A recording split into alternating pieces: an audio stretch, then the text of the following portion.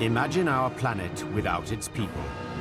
Imagine that every single human being has simply disappeared. This isn't the story of how that might happen. It's the story of what happens to the world we leave behind.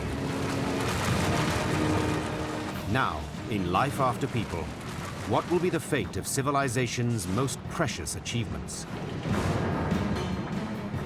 Enshrined, encased, and buried, they're protected from the outside world, at least for now. One site guards precious sources of life in a crypt dubbed the Doomsday Vault. Another mysterious cavern conceals priceless expressions from a prehistoric time. Can these treasures be protected for eternity, or are they doomed to follow the fate of man? Step into the future of our world's once crowded cities and visit a town where the future has already happened. Welcome to Earth. Population 0.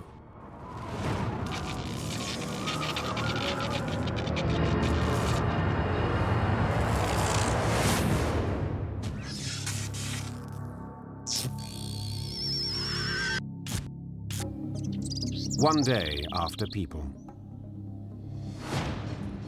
The Declaration of Independence is housed in the West Wing of Independence Hall in Philadelphia.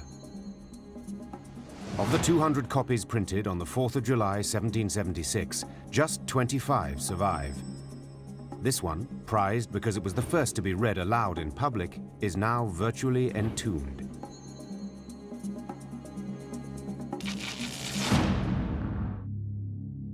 The Declaration of Independence is protected in this ever-increasing Russian nesting doll.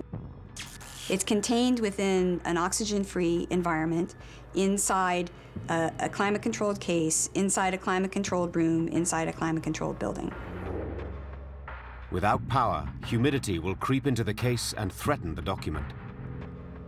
But unlike today's paper, made of cellulose from trees, 18th century paper has natural cotton and linen fibers that make it stronger.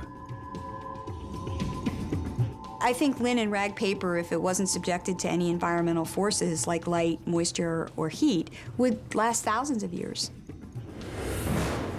Just across the street is the bell that hung above the room where the Declaration of Independence was signed in 1776. The Liberty Bell, still heavily protected by 2 thick marble walls. The design of the walls is a heavily guarded secret, but they've been engineered to withstand extreme shock.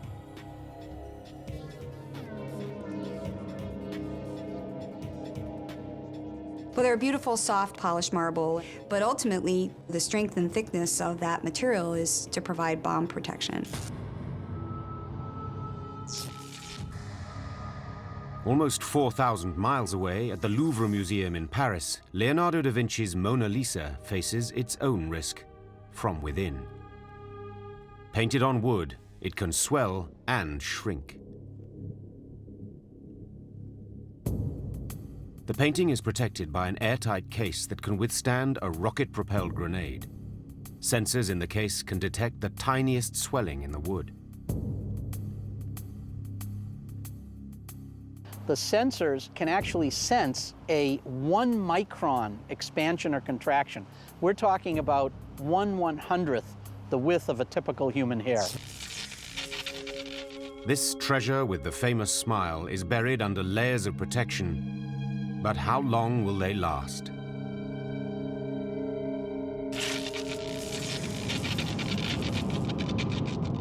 While some icons have been left buried, others are left bound. San Francisco's cable cars are out of service.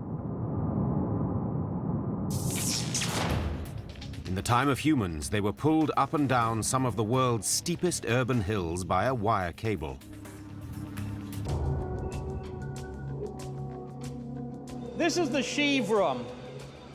As they turn, they move the cable at 9.5 miles an hour. The cable cars grab onto the cable as they move. One day after people, the pulleys stop.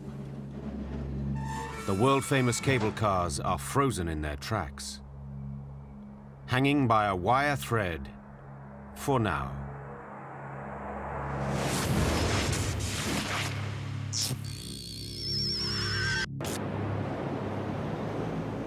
Arching across the water, two bridges, the Golden Gate and the San Francisco-Oakland Bay, are strangely silent.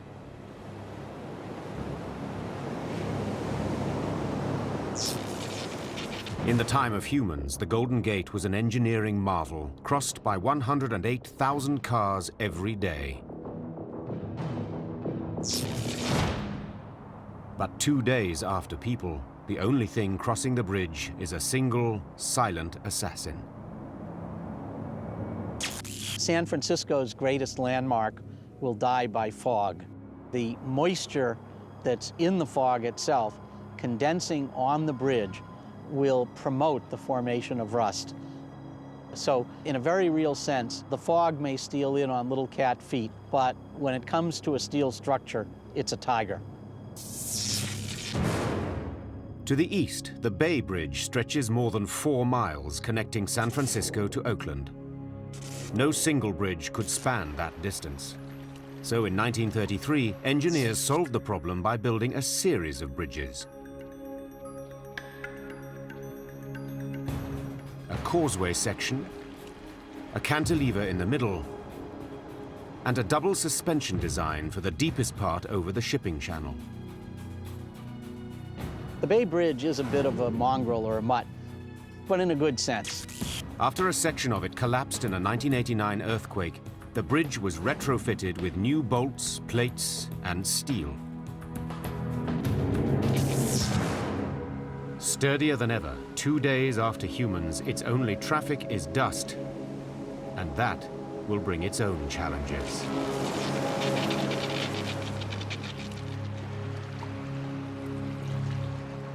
The only sounds to be heard on the waterfront are wavelets lapping at the hull of a cargo ship. Despite the explosion of technology in the time of humans, ships were tied to the pier with the same piece of equipment used by ancient mariners. Ropes hold a ship to the pier. 2 days after people, 8 ropes made of a synthetic as strong as wire secure the vessel to the deserted pier. A single line can hold fast 55 tons. But for how long? That remains to be seen.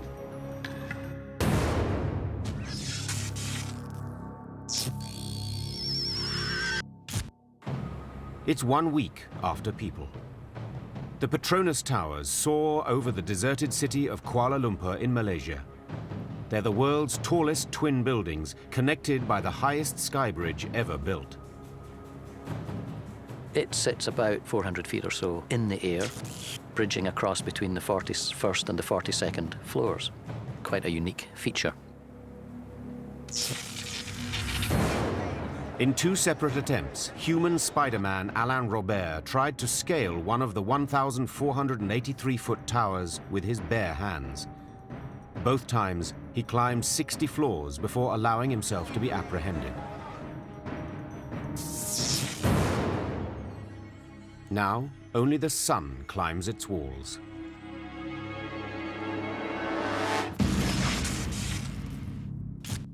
Amid the remains of civilization, there are survivors. In North America, the pungent smell of old food left in kitchens attracts all sorts of hungry animals.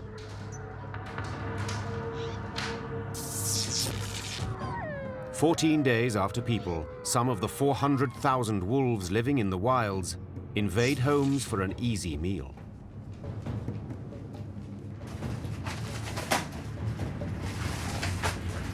While the wolves are moving in, dogs are trying to move out.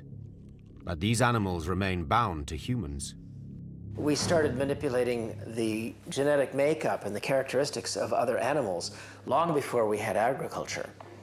Neoteny, the tendency of retaining childlike characteristics, is something that we kept emphasizing in dogs. That's why dogs accept our authority without challenging it.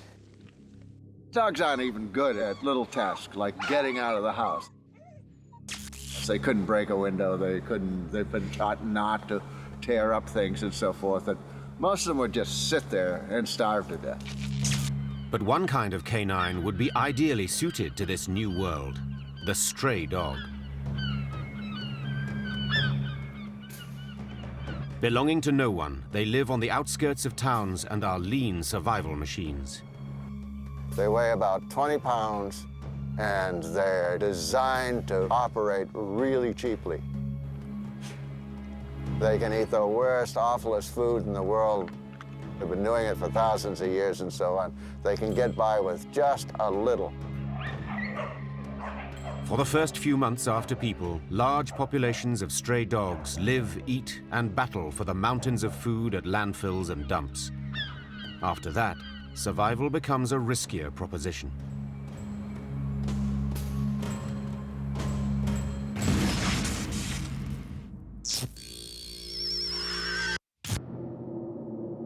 It's 3 months into a life after people. The breathtaking prehistoric paintings and engravings in the Lascaux caves in southern France, thought to be drawn by Cro-Magnon man 30,000 years ago, were discovered in 1940.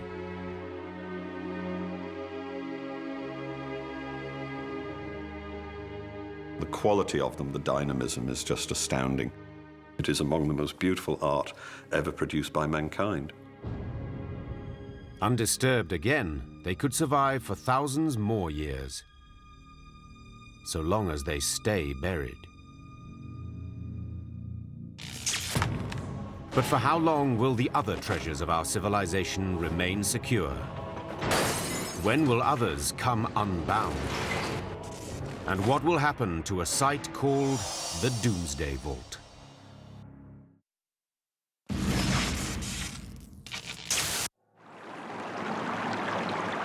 Four months after people. In the frozen wastes of Norway's most northerly islands, a doorway in the snow leads to a mysterious crypt. Known as the Doomsday Vault, it was meant to secure the world against a disaster that is now happening in a life after people. That disaster was sparked in the time of humans by the need to feed an exploding population. Agricultural companies engineered seeds to produce supercrops and maximize output. Huge tracts of farmland were planted with the single best variety of seed, but this sacrificed a crop's strongest protection from pests: diversity. The diversity that allowed farmers in the 1700s and 1800s to establish agriculture in the United States is largely gone. Probably 95% of the corn varieties and wheat varieties that existed back in the 1800s, gone forever. If a single pest or disease comes along and likes the first plant, it's going to like all the rest of them. So domesticated crops just don't last for very long. In the time of humans, farmers protected their crops with pesticides.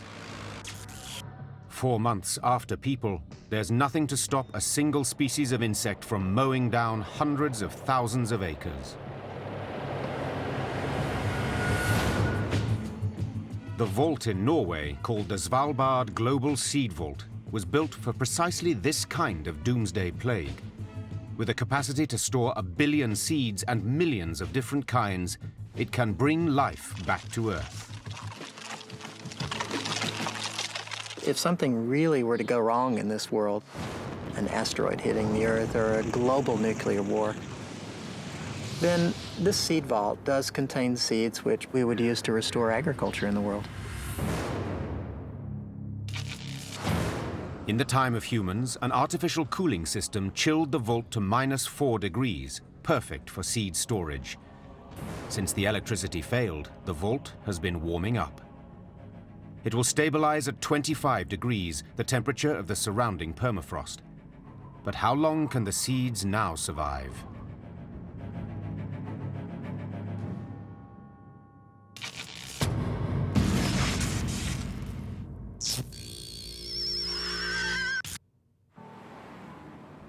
Two years after people. A cable car in San Francisco is about to become gravity's bullet train. The inner core of the cables that run beneath the streets is made of plain rope. After 2 years, it has rotted away. The car has broken free and become an 8-ton missile of wood and steel. The thing it's most likely to run into first is a vehicle blocking its way. And at that speed, a cable car would slice right through it.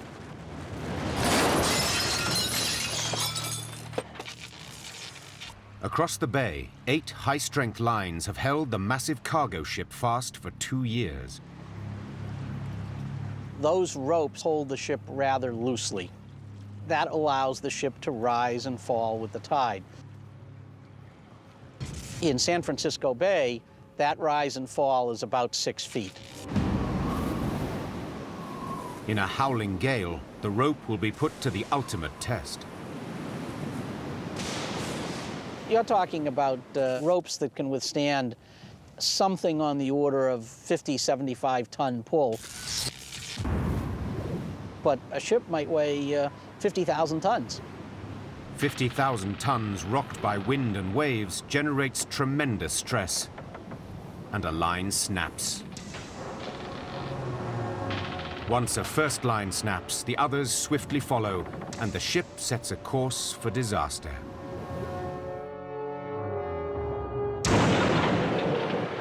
A ship breaking free of its moorings, particularly in a gale, is going to be propelled from the south north toward the Oakland Bay Bridge. What you're going to have is a very large object hitting another very large object. And if the central part of the hull is hit, it's going to take on water, it's going to be heavier, while the two ends of the ship are more buoyant. That can actually snap the ship in two.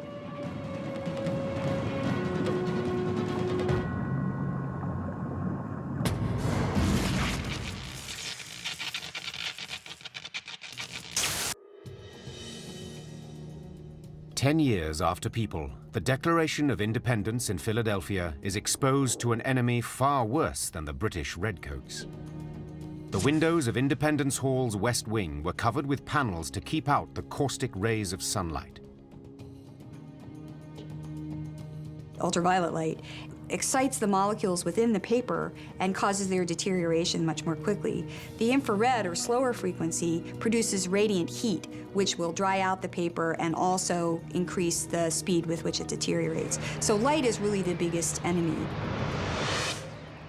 The failure of a single window pane is all that's necessary to put the Declaration in harm's way. A small rock or a piece of another building, perhaps, that's failed, or a branch, will be blown by the wind right through that glass.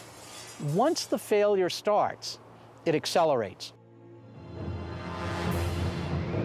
With nothing to stop it, the wind makes quick work of the panels. Daylight streams into the building. The words of the Declaration are beginning to disappear.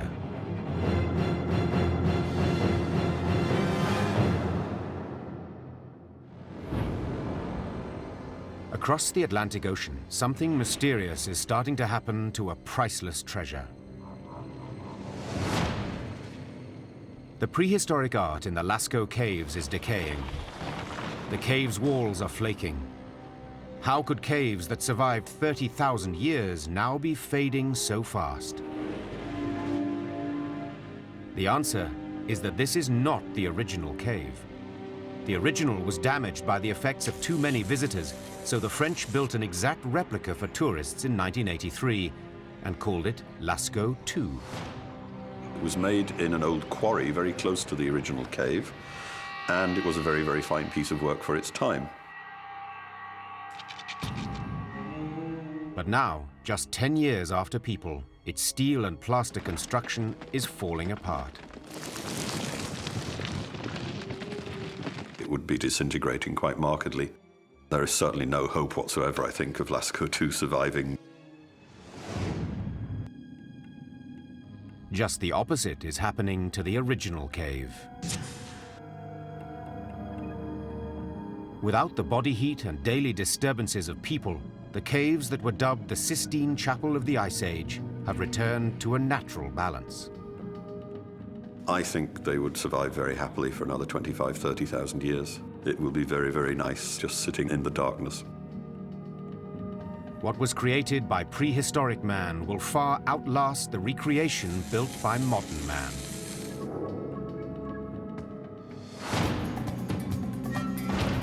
The Ice Age paintings will endure because of their underground vault. But for one small American town that is already 25 years into a life after people, it was an underground disaster that brought about its demise.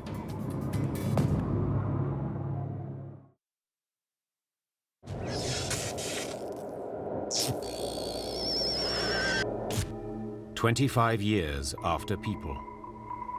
In a windswept park, an engraved stone marks a mysterious vault.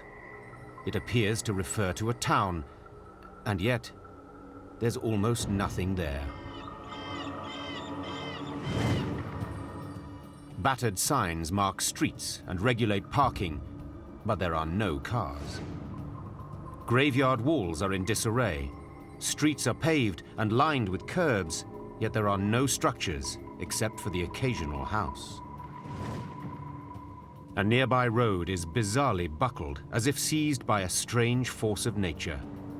This indeed was once a thriving town called Centralia. But what happened? There's no physical trace left of the people except the curbs, the sidewalks, the occasional street sign. It's just a very odd place in many ways. In 1983, Centralia hummed with more than 1,000 residents. Businesses, churches, and a school anchored the village. Highway 61 was its main street. Centralia was just a classic small town where everybody knew each other. But something was terribly wrong. Located in the heart of Pennsylvania's coal country, Centralia had always lived by mining. Now, it was about to die from it. Anthracite is what they call hard coal. It burns very hot, and it can burn for a long time. For more than 20 years, a hellish underground fire had been burning in a maze of abandoned coal shafts that ran directly beneath the town. Deadly gases seeped into the homes above the fires, leaving residents little choice but to leave. Well, the mine fire created 3 dangerous gases, and they can all asphyxiate you. Carbon monoxide is the one that people feared the most. In 1984, the federal government bought up hundreds of homes and a mass exodus began. But a handful of residents refused to leave.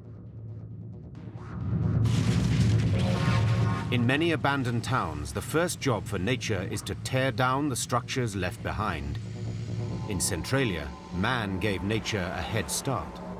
Almost all the buildings were demolished, and nature was left to take over. 25 years later, vines grow over a rusting trailer home. Inside, the debris-strewn floors are chewed away by moisture. Plastic Christmas ornaments have largely withstood the assault of snow and rain, but their holiday dazzle is faded. Stone walls are surrendering to gravity. Trees, grass, and shrubs have seized the opportunity presented by empty spaces, leaving just a few relics of the human past still visible. You know, you had these sidewalks and curbs that obviously served the neighborhood at one point, but there were no houses left. The subterranean inferno burned beneath a stretch of the main highway at the edge of the old town. Ominous cracks erupted in the road and forced the state to reroute it. 25 years later, the fire has torn a huge fissure in the old road. Sulfurous smoke and steam still rises up. Moss grows in the warm vent, sheltered from the bitter winters. The roadway has grotesquely buckled from the underground cave-ins caused by the blaze.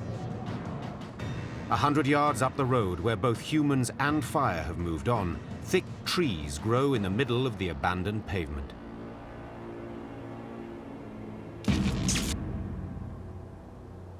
Cobwebs and dust cover the last abandoned house in the town, its destruction imminent. The basement is an underworld strewn with the remnants of a family's possessions.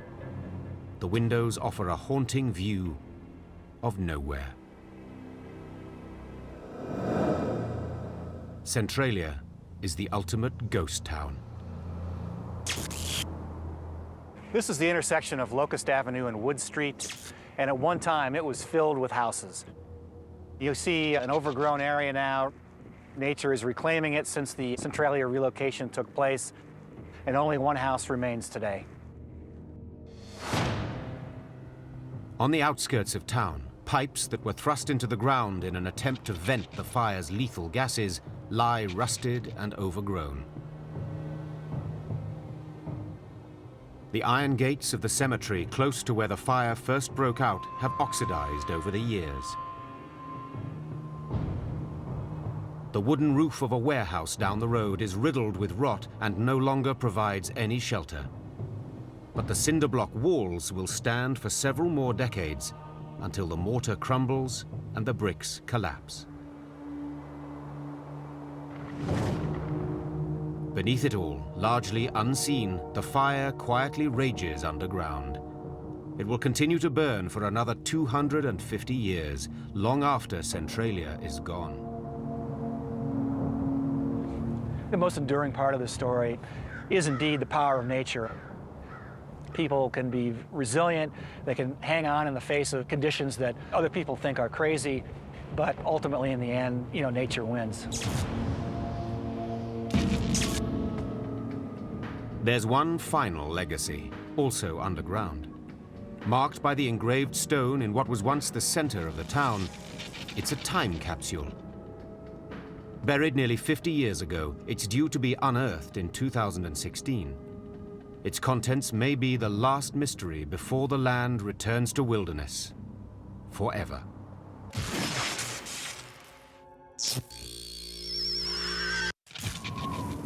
It's 50 years after people. In the frozen land of Norway, plant life is beginning to perish in a structure that was meant to preserve it. The first seeds have begun to die in the Svalbard Global Seed Vault. The seed that's going to last the shortest amount of time is seeds such as sunflower or lettuce, and maybe that's 50 to 75 years under these conditions.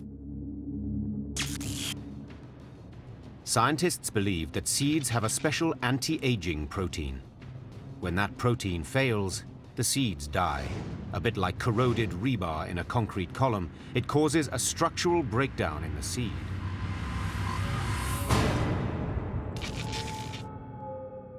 In the cold, dark stillness of the vault, it may well be the collapse of these proteins that makes lettuce seeds the first casualty.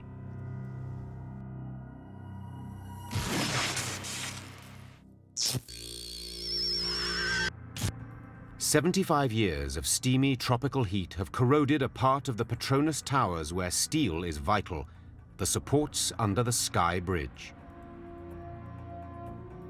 The Sky Bridge is constructed primarily in steel, and steel is vulnerable to natural decay.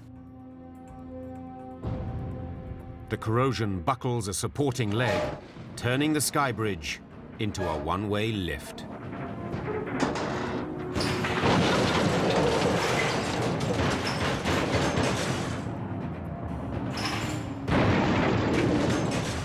The twin towers, made of super-strength columns, remain intact, but their connection to each other is severed forever.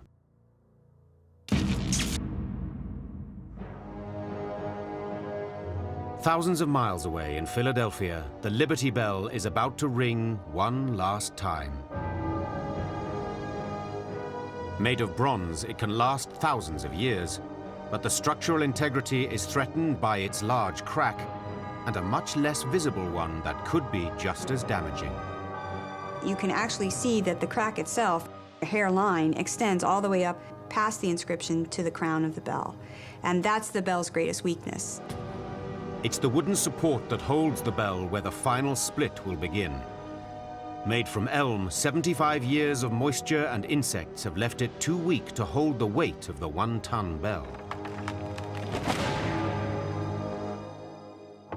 Though split in two, the symbol of freedom remains clearly recognizable. A kind of freedom has become the very essence of stray dogs. Once dependent on human leftovers on the streets, they've evolved back into the wild predators they were before domestication. There are places in the world where they've already evolved back into a wild animal. So the village dog in Australia has become something called a dingo. Dingoes were brought to Australia around 2000 BC as domesticated dogs.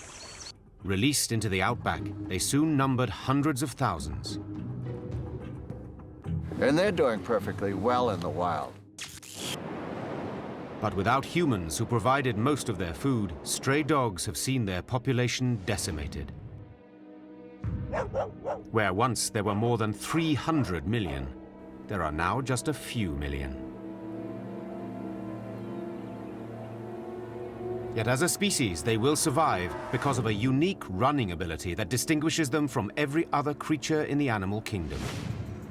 The cheetah is supposed to be the fastest animal in the world, but they only go 300-400 yards, and then they become exhausted quickly, where a good dog can do miles and miles and miles. And there's no other animal out there in the world that can do that. I think they might make it really successfully.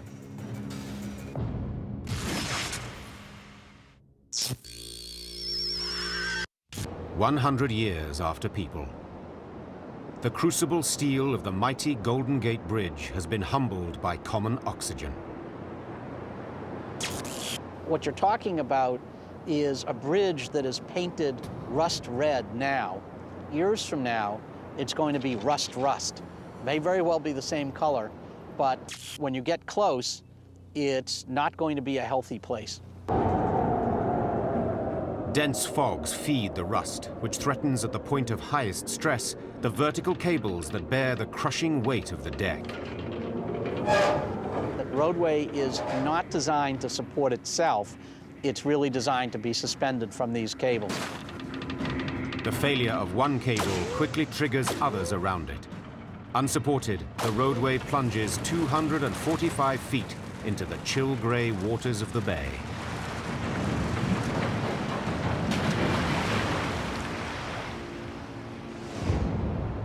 Only a few miles to the east, the Bay Bridge is in a drier and warmer location. This slows rust, but the moisture triggers another kind of growth. It will actually look a bit like a forest. There'll be a lot of trees growing on it, there'll be a lot of vegetation growing on it. Without maintenance to clear the fledgling forest, dirt clogs the expansion joints. With no room for movement, one span's fate is sealed.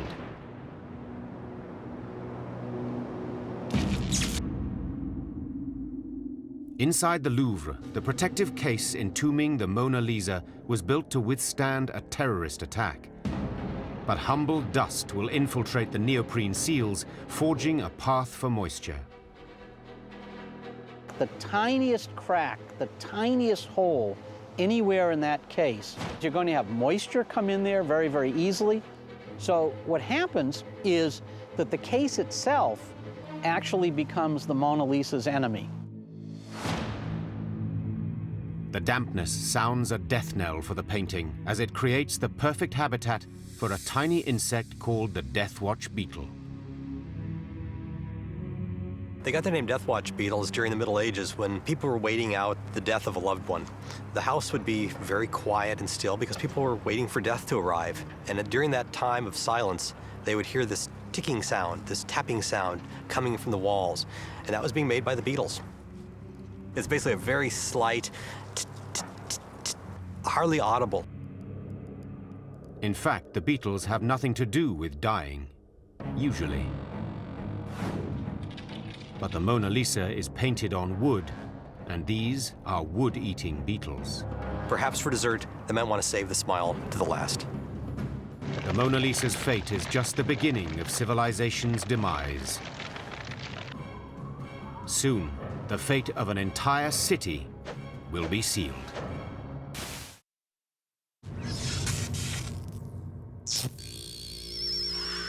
It's now 200 years after People. Only the skeletal spectre of the Golden Gate's soaring towers remain.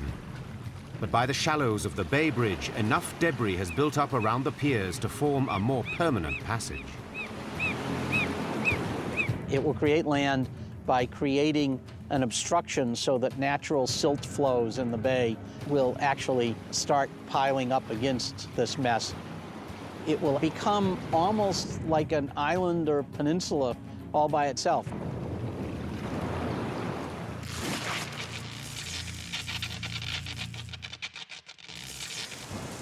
"300 years after People, rain has spawned a new occupying force in historic Philadelphia, a dense forest. Amid the trees, the two blast walls rise out of the earth and surround the half-buried Liberty Bell.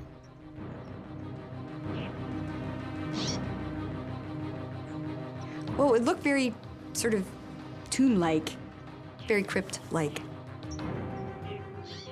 As the forest buries the bell, the inscription may be one of the last visible pieces.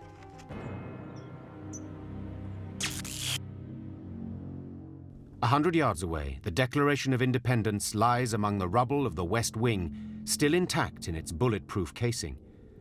The case, built to withstand the blow of a sledgehammer, has shielded the document since the year 2000. But heat and light have left the linen rag paper brittle and desiccated.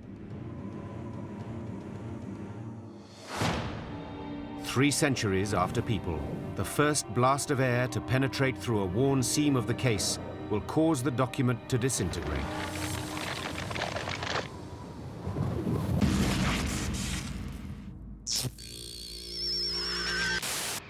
500 years after People, the Petronas Towers may be the tallest man-made structures still standing on Earth, thanks to an extraordinary quirk in their design.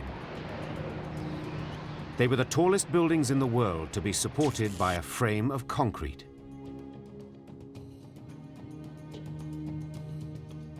Most skyscrapers around the world are steel-framed, but Malaysia doesn't have an indigenous steel industry. So these are unique. 5 centuries of exposure to tropical sun and torrid humidity have weakened the super-strength cement. The collapse begins where the columns are at their most narrow, at the top.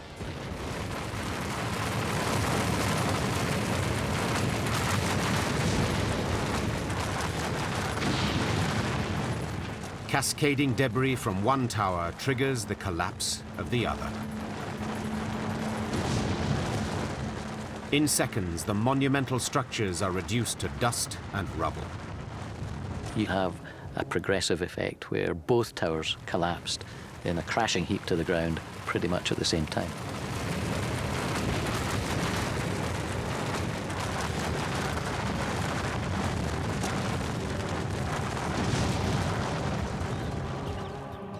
It's only a matter of years before walls of jungle entomb every trace of the once mighty buildings.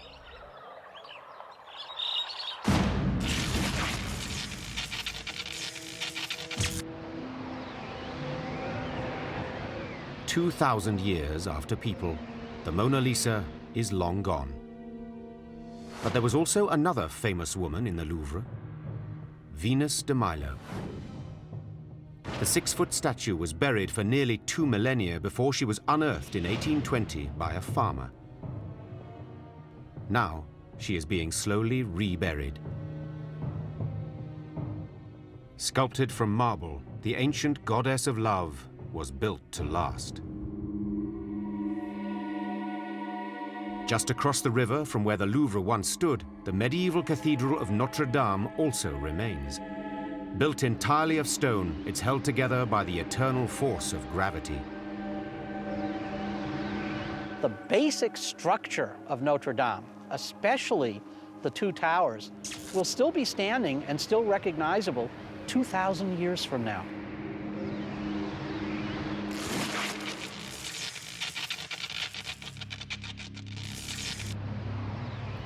"20,000 years after people, the last of the hundreds of millions of seeds stored in the Global Seed Vault have died. Their potential to generate new life is gone forever. For the contents of this vault, doomsday has arrived.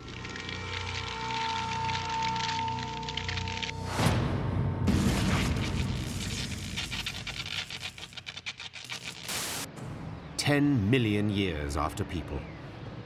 Could the remains of the once great city of San Francisco be fossilized like the bones of the dinosaurs?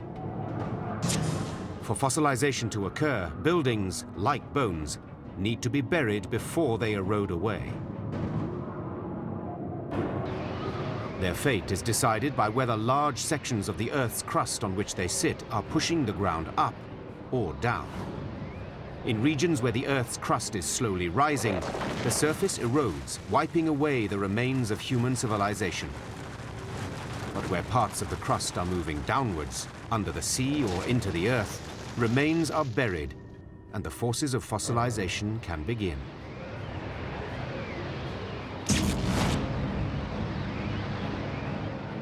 In the time of humans, San Francisco was perched along the San Andreas Fault, which marked the boundary of two large tectonic plates.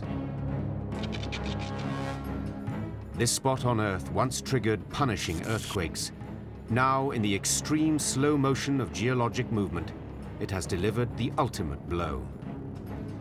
The piece of crust we're on at the moment around San Francisco has little chance. The landscape here is going up, and if the crust is going up, then that landscape is being eroded. San Francisco is a beautiful city, but it is destined for oblivion. Worldly goods prove fleeting. The surface of the Earth is no place for the artifacts of man in a life after people.